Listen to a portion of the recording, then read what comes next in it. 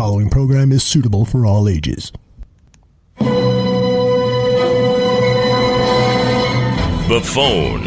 A certain magic will always linger with the very name. It speaks of courage and fervor in the world's most brutal game. 55, worn by Doug Buffone, a Chicago Bear through and through. He demanded excellence of himself and anyone wearing navy blue. You tell me what's going on. This is moronic. We're going to get our whipped all the way down the line. I want somebody to get kicked in the and get out there and play. You're getting paid to play this game. And play it right. I don't mind you getting beat. I got my whipped many times. But I tell you, I took somebody down with me. You are a professional team. Act like one, for God's sakes. Football fans, this is Buffone 55, the John Buffone Show.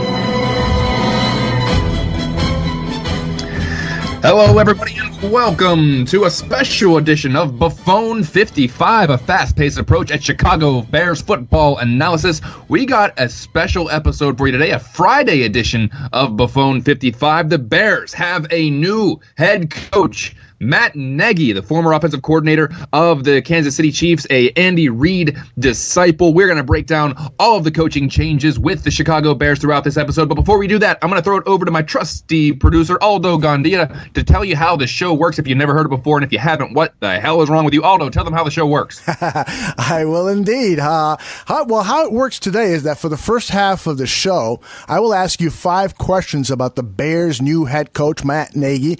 And in the second half, 5 questions on the coordinator jobs. So you have 55 seconds to answer each question, and the 5s, of course, in honor of my childhood hero and your uncle, Doug Buffone.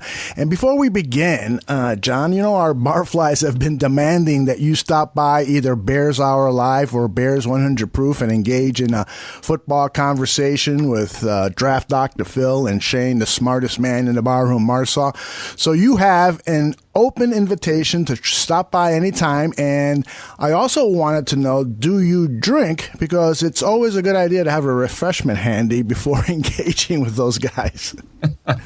Well, listen, I'd be honored to stop by and talk with the fellas. I can see those being some interesting conversations. I am a casual drinker, so I suppose I could loosen up a bit with a beverage or two. So I'm all in. Seal up my reservation. And I know the Barflies are a committed group. I tweeted out a picture today of my notifications on Twitter. I went to bed and I woke up and I had 99 plus notifications on my Twitter feed. So obviously they're still riled up. There's never an off season with the Barflies. So I would be happy to stop by Bears Hour Live or Bears 100 Proof. I think that'd be a lot of fun. How cool is that? That would be a lot of fun. All right, so and it appears like we're going to have a lot to talk about this offseason, so we'll plan something and make sure that everybody knows about it. Okay, let's get on to question number 1, and I wanted to get your impression on the Bears' new head coach, but first, we're now starting to get a really clear indication of the process that was used to hire him. So what do you make of Ryan Pace's methodology and reports that Ted Phillips and George McCaskey were primarily there to help expedite the process? John, you got 55 seconds, and the clock starts now. I think Ryan Pace had been thinking about who he wanted to be his next head coach for quite some time. Even though John Fox wasn't fired, you can't tell me that Pace and the rest of the front office weren't doing research to see who they were going to choose to take over. And I think Pace realizes that he is hitching his wagon to this coach. If this coach falls apart, Pace is gone. This had to have been something that he's been racking his brain about for months. So maybe Negy has been his guy all along. Maybe he had this vision, and with Phillips and McCaskey there, they didn't need to do a second interview, and they can, like you said, kind of expedite the process, and teams like Indianapolis didn't have a chance to try to steal him away from the Bears. So this is an aggressive move made by a guy that knows what he wants and goes out and gets it. We saw that earlier. He wanted a quarterback, so he drafted Mitchell Trubisky. He saw the coach he wanted, and he took him right away. So this is kind of par for the course for Ryan Pace. And is it the right course of action? I don't know, but you can't ever accuse him of being indecisive. So I guess we will wait and see. But at least he made the decision and he got his guy that he apparently wanted. John, I could not agree with you more about Pace planning this search prior to the end of the season. He was in the works on this for weeks, and I worked in corporate America, and every good, successful company has something called succession planning. In case the CEO drops dead, in case he needs to take a leave of absence and so forth, every management team, every chairman works with the board of directors and talking about succession planning. I have to believe that in the Chicago Bears organization, all the way down, they've got some succession plans too. It may not be in depth as it is in corporate America, but I would hate to think that Ryan Pace started thinking about replacing John Fox, a few days beforehand. And I think you're absolutely right. This was a process that was going on for weeks, and I think we saw some interesting results. Let's talk about those results. Question number 2 is for you to please evaluate Matt Nagy for us. You are on the clock. I'm going to go a little off the rails here just because I don't want to give the same thing that all the other analysts are giving. We did an entire feature on Negy on the TV station that I work for. He is a native of Mannheim, PA, which is in the heart of our coverage area. And his former high school coaches and teammates constantly talked him up for his mental fortitude and his determination. He led Mannheim Central, the high school which he went to numerous titles. And, sometimes hometown folks, when reflecting on someone that made it out, they'll sometimes take pot shots at that person, how, they made it be a jerk or something of that nature. But there was not an ounce of that here. In fact, a lot of them said that they're going to be having Chicago Bears parties in central Pennsylvania now. So we're kind of growing the brand a little bit with the Negy hiring. But that being said, he basically has a decade of experience under Andy Reid, who, whether you love him or not, you have to admit that he has been a pretty successful coach in the NFL. And he has play calling ability, which kind of scared me with some of the other candidates like John DeFilippo. So I think this is a guy that will probably step out of the box a little more than Andy Reid does. I think he likes to throw a little more wrinkles in. That kind of shows you with some of the hirings he's made so far. And if you just listen to the presser, I think everybody likes him more than they like John Fox already, just by one press conference. That is so true. Absolutely true. John, we've got good attendance here at the chat room, and we've got one special person. Bears Girl is with us. She's been ill. She was out of the country for a while. Her birthday was recently. She would feel a heck of a lot better, John, if you wished her a happy belated birthday. Bears Girl, welcome back and happy birthday. I hope you feel better. You're one of our best barflies. Hope you feel better. Very good. Thank you.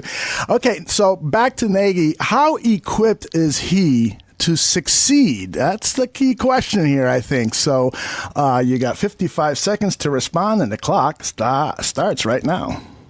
Well, he comes off of that Andy Reid coaching tree, which involves guys like Ron Rivera, John Harbaugh, and Doug Peterson. Throw in Todd Bowles and Sean McDermott. That's a pretty good coaching tree compared to some of the other big coaching trees out there, like Bill Belichick, with the likes of Charlie Weiss, Romeo Crennel, Josh McDaniels' first stint. So I actually feel a lot better about how Negy is equipped compared to guys like Josh McDaniels or Matt Patricia, who are also going to get head coaching jobs more than likely. So this is a guy that's kind of an offensive guru. He's a high energy teacher who understands the strength of a quarterback at his disposal. He's not going to try to fit a square peg in a round hole. This will hopefully lead to a strong relationship with one Mitchell Trubisky. So a lot of it will come down to what Ryan Pace does as well in the offseason to bolster up the offense a little bit. You can have the best game plan in the world and the most complex and technologically advanced offense that you want, and it doesn't mean squat if your receivers can't get separation or they're constantly dropping the ball. So it's up to Ryan Pace to bring in some talent, and this draft class is going to be more crucial than last year. You can see what you do with the offensive line a little bit, but Pace has to make sure his coach and his quarterback are also completely equipped to succeed. Good thoughts there. All right, question number 4. Now, Nagy admitted that he called all of the plays in that Kansas City playoff flop a week ago, and Pace said that he witnessed it. When he witnessed it, he had mixed emotions. Now, what are your thoughts about his play calling on that day? Do you think that maybe the media or naysayers made too much about it, or are you worried about it? Interested in hearing your thoughts, and the clock starts right now. I think anytime you say the word play calling, Bears fans are going to be in panic mode. After what the team went through this year, the phrase run, run, pass might be on some people's tombstones by the end of it. So, yeah, the second half play calling was suspect in the Kansas City playoff game. But in general, some people do say the Chiefs forget the run game too much, or the game plan goes off script and they get unbalanced. Whatever. My feeling is Negy is a young coordinator calling plays for the first time in a playoff game, and he said he learned from that. And I kind of buy into that. I'm not really somebody that usually, takes, that lip service, but I will buy that. I'd rather him make those mistakes with the Chiefs than have his first playoff game be with the Bears, and we are subjected to that kind of heartache. So I kind of take this for what it is. We can pick apart his play calling if we want, but we couldn't pick apart some of John DeFilippo's play calling because he never did it. And we could pick apart Josh McDaniels falling apart in Denver in his first stint as a head coach. Why do we believe that this time would be any different with Josh McDaniels? So there's at least going to be one issue with each one of these candidates, because if there wasn't, they'd already be head coaches. So if there's some questionable play calling in a playoff game, if that's all you're bringing me, I'll take it. I love it. I agree with you. And, if those plays would have worked, if the players would have executed them, Mr. Negy would still be working this weekend. So that's a much different conversation if the players pull it off. Truly. All right, question number 5, our last question about Negy before we talk about the other coaches that have been hired. And this is a difficult one, in my opinion, but I wanted to get your thoughts on this because I've been kind of kicking around in my head. We went from this hyper-conservative head coach in John Fox to a head coach who has been described and is self-described as being very aggressive. And we saw that in the Chiefs game. I mean, he gave up on the run game in the second half. So are you concerned at all that maybe Ryan Pace has overcompensated? Now, I know that you just said that he's going to learn from his mistakes and so forth. But again, he is self-described as being very aggressive. So I'm kind of interested in hearing, what are your thoughts about Negy perhaps being overly aggressive, and has Ryan Pace overcompensated? The clock starts right now. Go. I can see why Bears fans might think that. We saw that after the Bears tried to be the smartest team in the room with the hiring of Mark Trestman, and then they had to reel it back in with the quote-unquote safe hire of John Fox, which turned out to be the furthest thing from safe. But I don't really get that vibe with this situation. I think they wanted the guy that they think will get the most out of the quarterback while still having a strong grip on the offense as a whole. I'll say it again. Pace, Mitchell Trubisky, and Negy are all hooked onto the same wagon right now. They will either all flourish or they will all flounder. So Pace sees a guy that can not only develop the quarterback, but put the offense in hyperdrive and score some points and keep their top 10 defense rested on the sidelines as well. Sure, would DeFilippo been able to, kind of progress Trubisky? Probably, but would he still have a strong grip on the offense as a whole to make it successful? We don't know. Perhaps Negy was the most qualified to do both. Pace doesn't have the luxury to just jump on one guy to overcompensate to appease fans. He has to get this right. So we will see in probably about 2 years or so if this was a long thought out process or just some instinctual impulses. And normally I'm a cynic with this, but I kind of like the feel of this one. I am getting a lot of static for that last question from people like Isaiah Robles saying, we want aggressive. Although, so, we all miss having an aggressive offense with the Chicago Bears. I mean, I've been watching this team for a long, long time, and it's been run. And so when we got Mark Trestman in and we had that kind of more 21st century passing game, that was fun for a while, but then they kind of overdid it with the horizontal passing game. Mm-hmm. I'm just hoping that we get some balance and we get lots of points on the board and we get some shutouts, and we'll see what happens. We'll see. Be positive. I am. All right, this is the second half of the show. I'm going to ask you about other coaching hires, but I wanted to start first with asking you about Vic Fangio. And in the chat room, too, we're getting questions about Vic Fangio. People want your opinion on it. So how vital is it to the immediate and long-term possibilities of success in Chicago for the Chicago Bears to hire Vic Fangio as the defensive coordinator, to extend that contract, to bring him back? John, you're on the clock.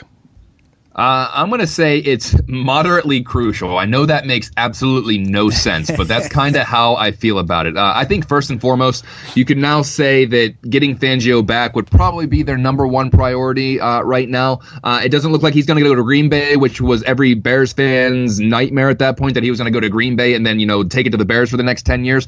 He's the one that's built up this defense. With some healthy bodies next year, this will remain a top 10 defense with the potential to move into that top 5 tier if everyone stays healthy. If they don't land Fangio, I don't think it's the end of the world. I think that's what they'd like to do, but I think that they got to have some logs on the fire here. There are rumors swirling that James Bettcher of the Cardinals would be a possible candidate, and he would basically keep the same scheme with that hybrid 3-4. And he's been with the Cardinals for 5 seasons, the last 3 as the defensive coordinator, and his defenses have been in the top 7 each of his 3 years in Arizona. So, like I said, the Bears need to have their ducks in a row, have a plan A, which seems to be Fangio, have a plan B with maybe Bettcher, and then a contingency plan after that. And if there's one thing we don't have to worry about with Ryan Pace, it's moving too slowly. So I think that things will be turn out all right here. Yep. And, this defense has talent. So whoever it is that's going to be coaching them is going to have something to work with. So I'm following what you're saying. All right, question number 2. Mark Helfrich has been named Chicago Bears' new offensive coordinator. We know that Negy will call the plays, but we also know that Helfrich will help to design the playbook and lead in efforts to teach it. What do you know about him? What's your level of comfort that a man who has never coached in the NFL before is now the offensive coordinator of our Chicago Bears? John, you're on the clock. Well, he's a former college coach, and he was over at Oregon. He's kind of off that Chip Kelly system. He'll have input on the design of the offense, which in a way is kind of exciting. He's kind of like Chip Kelly without the self-entitlement, without trying to be the smartest guy in the world. He's most likely going to get some up-tempo plays in there. The Bears were super slow on offense this year, and quite frankly, Nagy's Chiefs weren't much faster. So I think with Trubisky, I think with the up-tempo, that would fit him fine. He really didn't huddle in college, so if they can go a fast-paced offense, I think that would fit Trubisky just fine.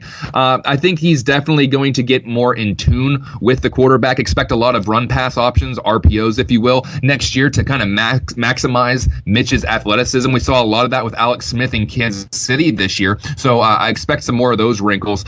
In Helfrich's 8 years at Oregon as head coach and an assistant, he utilized dual-threat quarterbacks all the time. Look at the names: Jeremiah Masoli, Darren Thomas, even Marcus Mariota. So I think Helfrich seems to be the guy who will add the wrinkles into the offense, and he's been around young QBs a lot, and he's gotten a ton of production out there. He could end up turning into Mitchell Trubisky's best friend when it comes to kind of throwing those wrinkles into the offense. Yeah, we've got a video up at bearsbarroom.com of Helfrich addressing his college team at Oregon, and it really is a football chills moment. It's about a 1.5 2 minute video. I encourage people to take a look at it over at bearsbarroom.com. All right, there's lots of excitement, too, about the return of Harry Hiestand. He's returning to the Chicago Bears to coach the offensive line. Tell us why, and I know it's early, but what are your expectations for this offensive line moving forward now that Hiestand, who had some considerable success at Notre Dame, now that he's back coaching this Bears offensive line? John, you're on the clock. Well, this is a guy that players love to play for. He couldn't gotten much better recommendation from former players. Olin Kreutz said Hiestand is the best position coach he's played for in his 13-year career. This guy is intense. He loves the game, and he is all about getting guys to play up to their potential. He kind of brings that college coach intensity to the NFL, which kind of is not normal in the NFL ranks because they're all professionals. But he kind of brings that intensity, and he doesn't care about moving up the ladder or getting credit according to some of the players. His total focus is on the offensive line and making them the best that they can possibly to be. So the line in general, they probably have 4 likely returning starters and tackles: Charles Leno and Bobby Massey. Kyle Long will be back. Cody Whitehair will be back, and then we'll kind of see what they do with Josh Sitton. His contract is going to pay him $8 million. We talked about this last week. If the team executes the option on Sitton, they have to do that before March 9th. We got to see if he's actually worth that $8 million. But regardless of what they do with him, they are going to need some depth. This has the making of a good, solid, reliable line. But if everyone stays healthy, that we know that's not really their strong suit on the line is staying healthy. But I like to hire a high stand. He seems to be a guy who just the line loves to go out and run through a wall for. Now, do you think this new offensive line coach can salvage Hronis Garasu's career? Only if he had some magic beans or something like that. I don't know. We'll see. I wish the best for Grasu. I was really excited when the Bears drafted him, but things have kind of just the wheels have fallen off that so far. Yeah, I think so. I think that's a task too tall to ask anybody to do. Yeah, but it would be nice if he could get improved play out of the tackles, and Bobby Massey and Charles Leno. If he could get them to play more consistently, because those guys I think get too much heat sometimes. But when they're bad, they're really bad, and so it's kind of an all or nothing situation with the line, and they're not overly athletic. They're not super fast off the snap, but. We'll see what they do in the draft if they want to bring in someone that could potentially be a starter on that line. Well, speaking of the draft, before we talk about Charles London, our next topic here, over in the chat room, people are asking the question: do you think if one of those, one of those big name running backs is available early in the second round, you think that, or if the Bears trade down late in the first round, do you think the Bears should invest in one of those big running backs, or do you think it's not necessary to draft a running back, or do you draft one later in the draft? What are your immediate thoughts about that? I know we're going to get draft heavy here in a few weeks, but just wanted to respond to some of the thoughts here in the chat room. Normally, it's my mindset that you don't take that luxury pick if you're already in the top 10. If you're in the top 10 in the draft, that means you have a hell of a lot to make up for. You have some holes that you need filled. And right now, I'm not positive that the running back position is something they need to fill right now. So I think they're in a position where some of those quarterbacks might still be there, and then that the Bears would potentially have a really good option to trade down, maybe get an extra first round pick, maybe get a second round pick out of that to kind of get a kind of a package deal. But they have some holes they need to fill, and I don't see taking a running back at that position is really going to take them to the next level. I tend to think if you're in the back part of the first round, then yeah, you already have a good team, so you can take that best player available. But if you're in the top 10, you got to take something that's going to actually help you out. All right, let me go off script one more time. And so what if a guy like Quentin Nelson, who I think is a top 10 player, but is a guard, do you consider drafting him with that 8th pick of the first round? Oh man, taking a guard in the top 10. We're seeing more involvement with the guards. I would be okay with it. I would also love to see them try to trade down and take him in maybe the late teens and then maybe get an extra pick out of it. But if that's your guy, that's your guy. And we've seen that with Ryan Pace. If he sees a guy who he thinks is going to make a difference, it really doesn't matter where you take him. He'll move up to get somebody. We saw Trubisky go at number 2 after they moved up from number 3. So, I mean, anything's possible. If they see a guy they want, they could potentially go out and get him. Yep, I agree. So, going to be some interesting draft talk coming up. But let's get back to our topic here, which is the offensive coaches that have been hired. Now, question number 4, Charles London. He was added to the staff as the running backs coach. Tell us a little bit about him and what you expect the Bears' rushing game might look like in 2018 under Charles London and, of course, the offensive coordinator that was hired. John, you're on the clock. Well, he was a one-time quality control assistant with the Bears from 07 to 09, the last 4 years with the Houston Texans. Seems like Negy likes those guys with the Chicago connections. We just talked about high stand. They also got Chris Tabor, a Dave Tobe disciple who will be running the special teams. I guess I like it for now. The running game has been the strong point for this offense, and I expect it to still be leaned upon pretty heavily while Trubisky gets used to his new system. So I also see Tariq Cohen getting a lot more touches if they're going to be running some of these run-pass option plays and maybe a fast-paced scheme. I can see that Tariq Cohen really being involved more. Jordan Howard is old reliable, and he'll get his yards.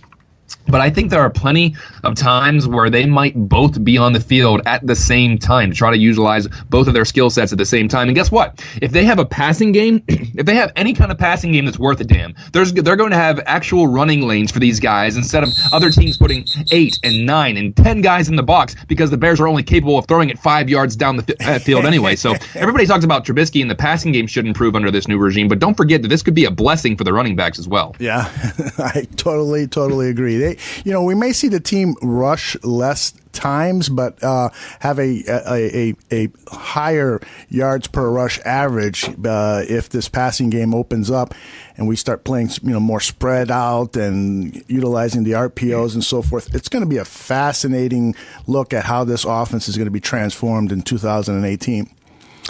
All right, John, we have no prediction this week, and so what I thought we would do with question number 5 is I'm going to turn off the clock. You are now off clock. I thought that you could summarize just your overall impressions of the Chicago Bears, the coaching staff to date, your feelings as a whole, and then just go ahead and take us out to the close of the show. And so anytime you're ready, take it away. All right. Now, as I said before, I tend to be cynical when it comes to the Chicago Bears, and I can't explain it, and I don't know why, but I'm feeling positive right now, which does not happen very often. I know having a new head coach is fun, but it's also terrifying because if this doesn't work, you got to break it all down again, and you're going to have to get a new GM, you're going to have to get a new coach, and you're going to have to get a new quarterback. That's terrifying. But something tells me that this is a good hire with Matt Nagy. It feels like we have something to work with. Going into 2018, tell me the last time you felt this optimistic, Bears fans. The 2017 season isn't even over yet. They're still playing games. We're still in the playoffs. And we're talking about how excited we are for 2018. That's something different. So I have faith in this new staff. I'm excited to see what happens in free agency, and I'm excited to see what happens in the draft. Now, I don't know if I'll still feel that way if they don't do anything in free agency. I might have a different tune. But right now, could Bears fans have a better feeling at this point right now in January of 2018? Could you feel any better about the Bears right now? I'm not saying that you're super excited for a Super Bowl run, but given the 2017 season and given what we just went through, not even a month after the season has ended, could you feel any better about what the Bears are doing right now? So, coming off a terrible season, there's a lot of hope in Chicago. Basically, I feel really good about this. Could I feel any better about the Bears in January of 2018 right now? No. The answer for me is no. So I think Bears fans have a lot to look forward to, but we'll see after the draft and after free agency if we're still, if we're still having those high hopes. But before we go, I just want to let you know that BearsBarroom.com is the place you should go for all of the latest on the Bears' new coaches. And Brett Mailey has another edition of Bears' most frustrating moments. Man, they keep stacking up, don't they? He takes a deep dive into Super Bowl with all that Super Bowl against the friggin' Colts. I don't even want to talk about that. Anyway, the word is that Brett is so happy with the good vibes coming off at Hallis Hall that he might actually start to change his column from the Bears' most frustrating moments to something like the Bears' most satisfying moments. That probably has about a list of 3 right now, but we'll move on from that. He had less material to work to for sure, but maybe timing is everything here. Don't forget to follow me at Twitter at JD Buffone. Also, follow the Bears Barroom at Bears Barroom. And we do have a Facebook page. Just type in the Bears Barroom on the search bar. We will be back, and I will be back when the news dictates or when you all begin to send us donations, because that's what we will work for. But until next time, I'm John Buffone. Have a great week, everybody.